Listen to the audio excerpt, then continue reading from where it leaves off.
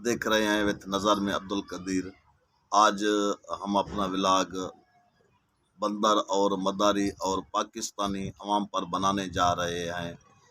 نہ جانتا ہو مگر پاکستانی عوام اور بھارتی باشندے یہ بات بخوبی جانتے ہیں کہ بندر کسے کہتے ہیں اور مداری کسے کہتے ہیں، اور اس کی آمدنی میں بندر کا کردار کتنا کلیدی ہوتا ہے۔ جو بات خاص طور پر پاکستانی عوام نہیں جانتی، بات اگر سیاست کی ہو، ملک ان کا اپنا ہو، معیشت بحرانی حالات کا شکار ہو، حکمران وہی طبقہ ہو جو عشروں سے چلا آ رہا ہے، مداری کون ہوتا ہے اور بندر کون؟ کسی بھی ریاست کے باشندوں میں گروہ بندی 3 بنیادوں پر کی جا سکتی ہے۔ ایک، حکمران طبقہ جو جمہوریت میں عوام کے ووٹوں سے اقتدار میں آتا ہے، وہی طبقہ جس کا تعلق اگر پاکستان سے ہو تو الیکشن کے بعد اگلے 5 سال تک انتخاب کرنے والے رائندگان کی طرف پلٹ کر بھی نہیں دیکھتا۔ سمجھا یہ جاتا ہے کہ اگر ووٹ دینے سے پہلے یا بعد میں ووٹروں کو قیمے والے نان یا بریانی کھلا دی گئی، انہیں پولنگ اسٹیشنوں تک لے آنے کا انتظام کر لیا گیا یا لے جایا گیا۔ اگر ووٹنگ سے پہلے حکمران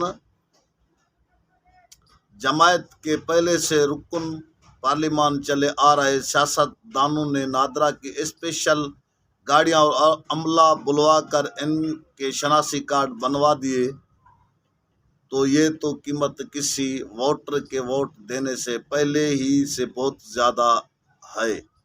اب اور انہیں بھلا کچھ انہی ووٹروں کو حکمرانوں سے مانگنا چاہیے، اور کیوں؟ دوسرا طبقہ ریاست کے انتظامی ڈھانچے کے نمائندوں اور سرکاری ملازمین۔ اصل حکمران ہوتی تو ہے مگر عوامی سطح پر اصل حکمران سمجھی نہیں جاتی۔ اس کی وجہ یہ ہے کہ عوام کا واسطہ کبھی کبھار ہی صحیح لیکن سیاست دانوں سے پڑتا ہے۔ نوکرشاہی تو درمیان کا وہ غائب پل ہوتی ہے جسے عام شہری اکثر دیکھ ہی نہیں پاتے۔ تیسرا طبقہ وہ عوام ہوتے ہیں جو کم از کم پاکستان جیسے ممالک میں مجبور ہوتے ہیں اور محروم بھی۔ اگر مارشل لا نہ لگے اور کوئی باوردی، حاضر سروس، جرنیل، صدر، چیف مارشل، لا ایڈمنسٹریٹر یا چیف ایگزیکٹو نہ بن جائے تو الیکشن ہونے کی صورت میں انہیں عام شہری کو ہر 5 سال بعد کسی نہ کسی سیاستدان کی طرف سے یہ بتایا جاتا ہے کہ طاقت کا سرچشمہ تو دراصل وہی ہے۔ اس کے بعد الیکشن دن گزر جائے اور ووٹر پولنگ اسٹیشن کا چکر لگا کر جمہوری ضابطوں کے مطابق اپنے نمائندے منتخب کر کے اور قیمتی والے نان یا بریانی کی ایک پلیٹ کھا کر واپس اپنے گھر پہنچ جائے تو وہ واقعی دوبارہ اس گڑھے میں گر کر اپنی اوقات میں آ جاتا ہے جس میں وہ ووٹ دینے سے پہلے ہی گرا ہوتا ہے۔ بندر اور مداری کے موازنے کو پاکستان کی حد تک یوں سمجھا جا سکتا ہے کہ اقتدار میں آنے کے بعد چند ہی برسوں میں کروڑ پتی اور اربپتی بن جانے والے سیاستدان اور ہمیشہ سے حکومت میں حکمرانوں کو محکموں سے جوڑنے والی نوکرشاہی ہی دراصل وہ دو رخی اشرافیہ ہیں جو ہمیشہ سے پاکستان میں اقتدار میں رہی ہیں۔ یقین نہ آئے تو جرنیلوں کرنیلوں کی اربوں کی جائیدادیں اور ملازمت کے بعد مغربی ممالک میں اپنے بچوں کے پاس سکونت اختیار کر لینے والے ان ڈپٹی کمشنروں اور سیکرٹریوں ہی کو دیکھ لیں، جن کی اکثریت کی پنشنوں سے ریٹائرمنٹ کے بعد ان کی نجی ملازمین کی صرف تنخواہیں ہی پوری ہوتی ہیں، جن کا اصل گزارا ان وسائل سے ہوتا ہے جو کسی بھی حکومتی ریکارڈ میں موجود ہی نہیں ہوتے۔ رہ گئی بات بندر کے طور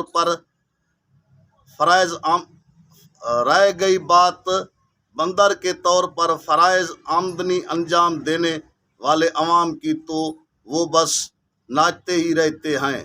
مداری کی کبھی بھوک ختم نہیں ہوتی اور بندر کا پیٹ بھرتے رہنے کے لیے کرتب دکھاتے رہتے ہیں۔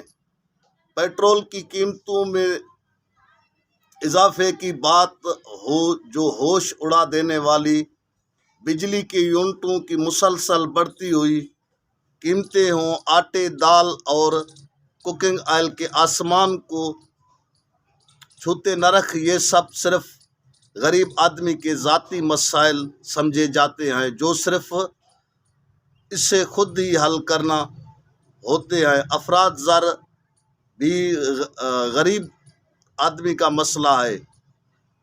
جب پیسہ ہے تو افراط زر بھلا کیا ہوتا ہے؟ ویسے غریب آدمی کے مسائل حل بھی کہاں ہوتے ہیں؟ تو یہ نکلتا ہے کہ کوکنگ آئل کم سے کم استعمال کرو۔ جس کسی بھی بالغ مزدور یا کارکن کو دوپہر یا رات کے کھانے کے لیے 2 روٹیوں کی بھوک ہو، وہ بس ایک روٹی کھائے اور بجلی کے استعمال کی خواہش یا ضرورت ہی بھلا کیا ہے؟ ہاں، بجلی کا بل جس دن ملے، عموماً اس سے اگلے دن ہی بل ادا کرنے کی آخری تاریخ ہوتی ہے، تو یہ بل تو ہر حال میں اسی روز ادا کیا جانا چاہیے۔ ایسے میں گھر کا چولہا ٹھنڈا رہنے کا بل کی ادائیگی سے بھلا کیا تعلق؟ پاکستان کے بہت سے شہروں کے کینٹ کہلانے والے علاقوں میں اگر بجلی کی کوئی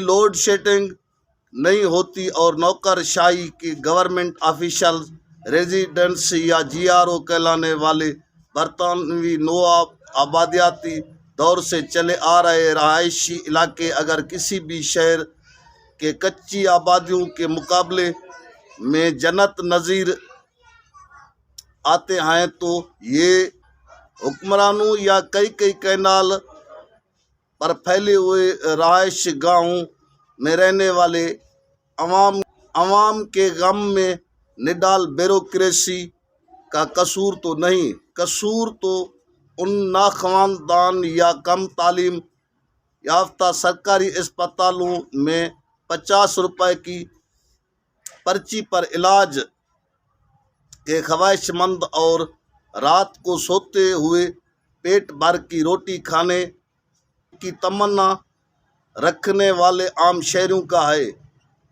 جو نہ تو حکمران طبقے کا حصہ ہیں، نہ ہی اپنے شہر کے کینٹ نامی علاقے میں رہتے ہیں، اور نہ ہی نوکرشاہی کا حصہ ہیں۔ بندر کو سمجھ لینا